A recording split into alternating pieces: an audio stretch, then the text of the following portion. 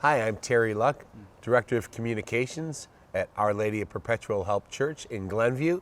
And I'm visiting again today with our pastor, Father Jeremiah Boland, on a beautiful sunny day in the Hellerman Garden. Father Jerry, it's been a long time since we've done a Q&A, but there's so much happening right now. It looks like the state of Illinois and the Archdiocese have issued new guidelines for the reopening process in what is called the bridge phase. Maybe you can tell us what the bridge phase is. Sure, that's a great question because it's very confusing. All different institutions have different phases. So there's the state of Illinois phase. The city of Chicago has its own set of phases. The CDC has its own recommendations. The Archdiocese of Chicago bases its protocols on the phase system implemented by the state of Illinois. So the first phase, everything shut down. We all know what that was like several months ago. And as certain metrics are met, vaccinations, infections, positivity rates, you then move to the next phase, which relaxes a lot of the restrictions that we've had to deal with.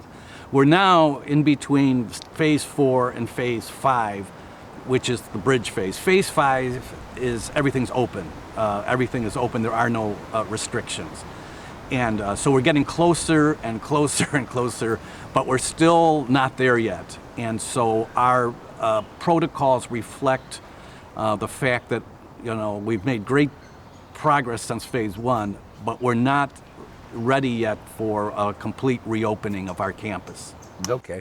Now, at this point in time, how would you assess OLPH in the reopening process? How are we doing?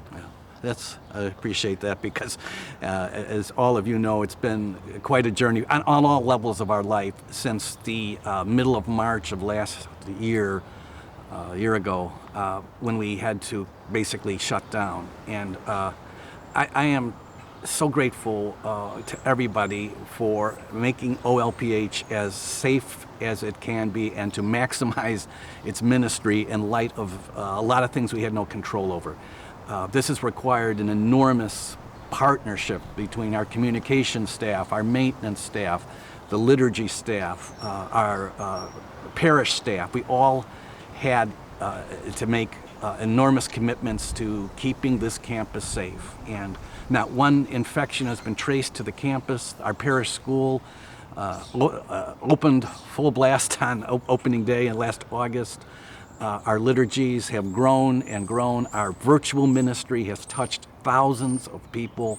And so it's required everybody to work together. And I don't know how we could have done it any better. And so at this point, I am very excited about the reopening of this campus in the not too distant future. We're not quite there yet, but we're very close. All right, here's a question I'm sure everybody at home really wants an answer for. How will the Sunday liturgies be impacted by the new guidelines? So the protocols now allow us to approach 60% occupancy of the church. And we're moving more from a 6-foot social distancing space to a 3-foot. So that translates into, from 112 people on June 1st, we'll be able to accommodate 235 in the church. We go from 150, 160 in the Palladium to 400 people. And so this is a great increase. We still have to follow the protocols of signing up, masks and hand sanitizing. But during the month of June, we'll more than double our occupancy rates. And once we get closer and closer to 70% of the population being vaccinated, that occupancy rate will even increase, so that by midsummer, we should be able to restore a couple of masses that have been on hold, and we'll be accommodating many more people. Okay, let's go back. Wearing of masks. It sounds like we're not really at the point where some of the restaurants and stores are. You're saying we still want to wear masks in church?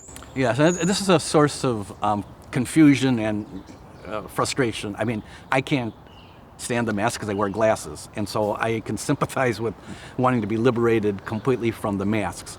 The CDC issued, criteria for people that don't have to wear masks, like in outdoor settings.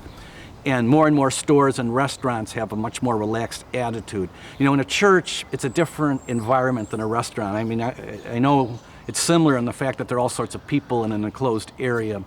But in a church, we're very concerned about inclusivity.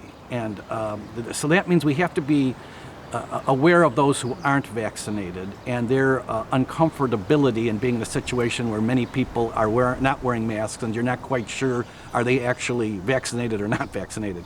So the diocese gave us two options. One option, which they prefer, is to maintain the current practice until we have a higher percentage of the population vaccinated. The second option is that as people enter the church, the greeter ushers would have to ask every person coming in to show their vaccination card. And if they can verify that they're vaccinated, then they don't have to wear their mask. Our greeter ushers aren't comfortable in asking people that question. So we just have to hang in there, a few more weeks till those, rates get better. 50% of the adults in the state of Illinois, roughly, are vaccinated, which is tremendous. But that means 50% aren't vaccinated. No child under the age of 12 is vaccinated. We have several parishioners that have compromised health issues that they can't get vaccinated. And they're not comfortable being in a church where, there's a sizable number of people not wearing masks. So I just, again, ask for patience. We hope to be able to get to that point, hopefully, maybe in July, where we'll have more of an honor system and people can feel more comfortable. Well, that is good. And I think your appeal to everyone for patience is really important as we go through this transition. Oh, let's talk about the rest of the campus. How about, can we start having groups meetings, support groups? Is that possible?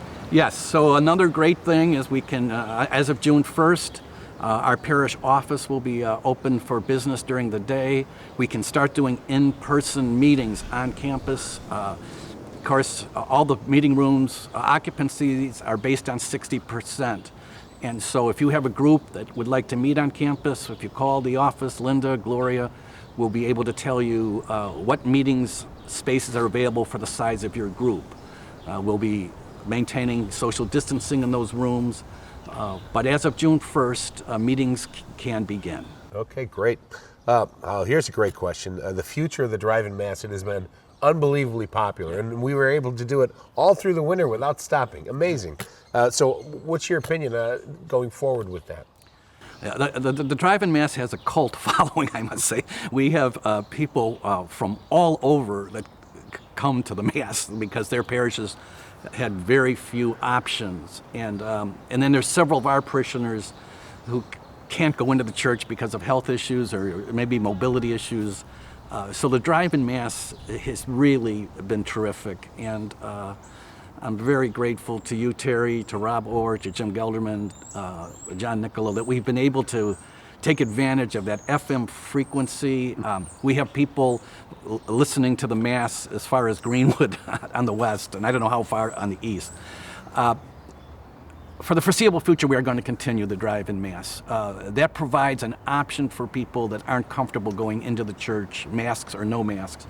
There's several people that are able to take advantage of the Mass. So I foresee us doing the Drivein Mass for the rest of the summer.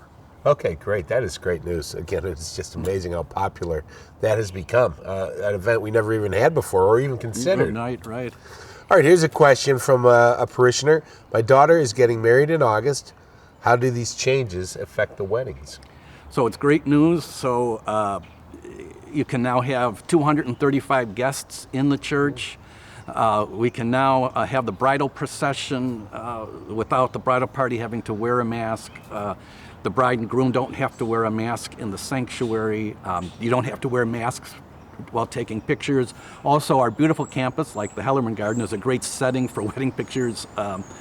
So this is a great news for these couples. And I just want to say, I've had the privilege of meeting many of our couples who have Some of them are on the third try, and they've just been so awesome in dealing with so many unknowables that go into a wedding. And we are poised to assist you in whatever way we can. One of the great features, Terry, that that couples have really appreciated is the live streaming capabilities. For families, members that can't travel, they can watch the wedding in live time, and it's been an amazing gift. Yeah, that's true. All right, here's something, and I know you're so proud of the school. Last year, coming into the school year, nobody had any idea how successful the school year would be. And, talk about that and what the fall looks like. So it's been a phenomenal project of, first of all, opening the school.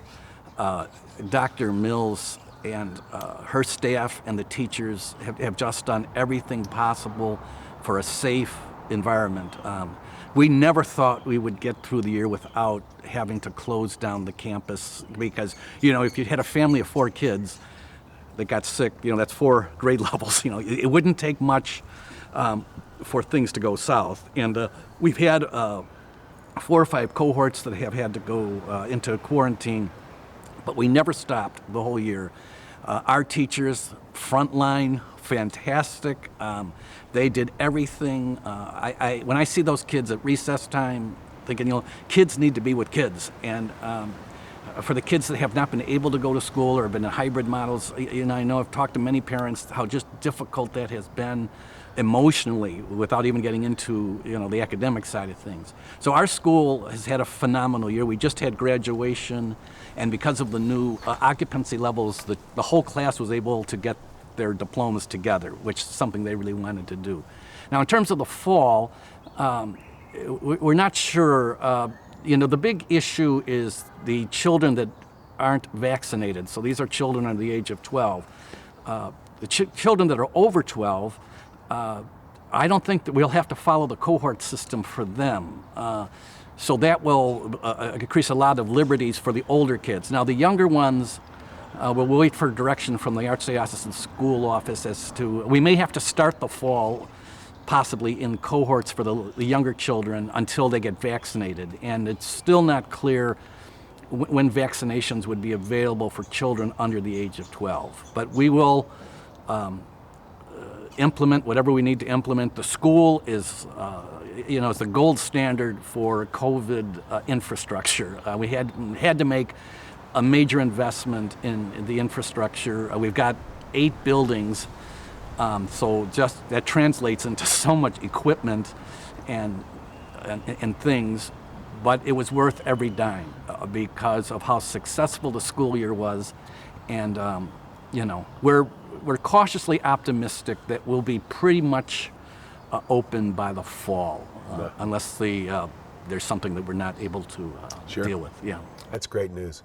Father Jerry, thanks for sitting down and talking about these issues. It's actually a really exciting time right now. Do you have any other last messages or concerns you'd like to communicate to our parishioners? Well, again, I want to say thanks to everybody for your cooperation, your support. I can't tell you how much I have appreciated the many overtures of parishioners to check in, to see how I'm doing, how the parish is doing, how can I help. It really speaks to me of why this parish is the dynamic, vital community it is, because people really care about the well-being of everyone involved. I'm very proud of my staff.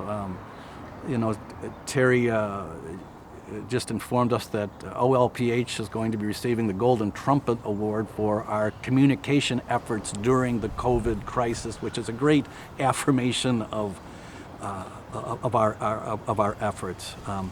It's been a very challenging year and a half, and sometimes I sit there thinking, what happened over the last year and a half? But on one level, it's been the most creative year of my priesthood. We had to rethink everything, and a lot of parishes just had to shut down. They didn't have the resources or the capabilities. While we slowed down, this parish never stopped, and we're going to hit the ground running as soon as that Phase 5 bell rings. The sleeping giant is about to wake up, and I can't wait.